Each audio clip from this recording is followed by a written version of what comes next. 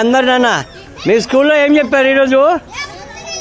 ఓయ్ అమ్మాయి లైన్ నిలబడు. స్కూల్లో ఏం చెప్పారు? స్కూల్కి వెళ్ళారా? ఏం చెప్పినారు? చిల్డ్రన్స్ డే అంటే పిల్లల దినోత్సవం. ఎవరి పుట్టినరోజు?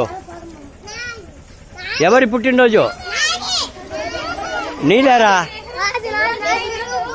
నెహ్రూ పుట్టినరోజు. ఏ క్లాస్ నువ్వు? మరి నెహ్రూ పుట్టినరోజు ఎందుకు చేసుకుంటున్నారు?